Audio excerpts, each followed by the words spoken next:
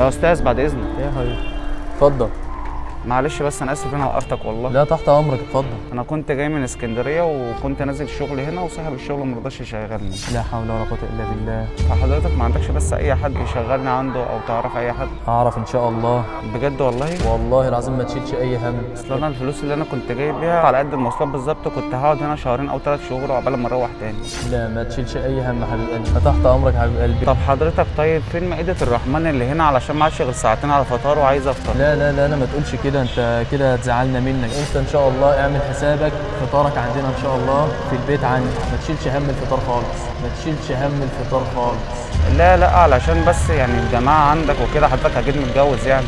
اكيد متجوز ان شاء الله. عشان الجماعة ما ينفعش. لا ما يهمش، يعني كفايه بس ان انا اخد ثواب افطار صائم في شهر كريم زي ده شهر رمضان، ما تبخلش علينا بقى بالثواب الجميل دهوت يعني. طب معلش يعني انا ممكن افطر بره معلش عشان انا بحرج بس معلش. لا لا لا لا لا، احنا في شهر كريم، الشهر ده زي ما انت عارف شهر الخير، وفي آية قرآنية بتقول بسم الله الرحمن الرحيم ولتكن منكم أمة يدعون إلى الخير ويأمرون بالمعروف وينهون عن المنكر وأولئك هم المفلحون.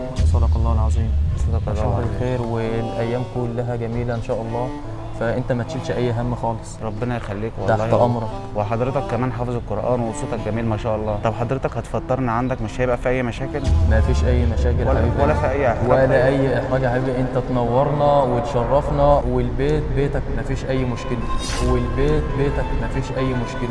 اعمل حسابك احنا هنفطر النهارده مع بعض ان شاء الله، تنورنا ان شاء الله وتشرفنا ان شاء الله، نشوف لك شغل طالما انت بتسعى ان انت تشتغل، وربنا ان شاء الله هيرزقك رزق حلال، وربنا ان شاء الله هيرزقك رزق حلال. طيب ممكن حضرتك تاخد رقم تليفوني وترن عليا بعد ساعتين تكون حضرتك خلصت شغلك وانا اجي لك على الفطار؟ طب ليه؟ هاخد رقمك ليه؟ هنروح ان شاء الله مع بعض دلوقتي نفطر سوا ونرتاح كده ونقضي يوم جميل، وبعد كده بقى نشوف موضوع الشغل ده يا سيدي اللي انت مستعجل عليه كل شويه. الشغل الدنيا مش هتطير، الدنيا لسه بخير، الدنيا لسه بخير.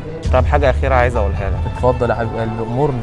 انا اسف على كل الموقف اللي انا عملته معاك ده والله. ليه؟ في ايه؟ احنا بنصور برنامج اسمه الدنيا لسه بخير، انت بطل الحلقه بتاعت النهارده في الجدعنه والشهامه والانسانيه والله. تسلم يا حبيب قلبي، ما تحرمش منك ولا من ذوقك يا حبيب قلبي، وانا ما عملتش اي حاجه خالص، ده موقف طبيعي جدا اي حد مكاني هيعمله، انا ما عملتش اي حاجه خالص والله. دي هديه بسيطه مقدمه من برنامج يا ريت تقبلها مني. اتفضل.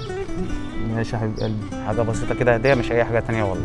حبيبي ماشي، شكرا طيب جزيلا. الكاميرا هتلاقيها في العربيه اللي هناك ديت متفيضه اهيت. ايوه شاور لها. موافق ان احنا نذيع الفيديو ده؟ تمام، زيع يا حبيب قلبي، ما فيش اي مشكله. ماشي أنا شكرا. تحت امرك. شرفت معرفتك جدا. تحت امرك. السلام عليكم. وعليكم السلام.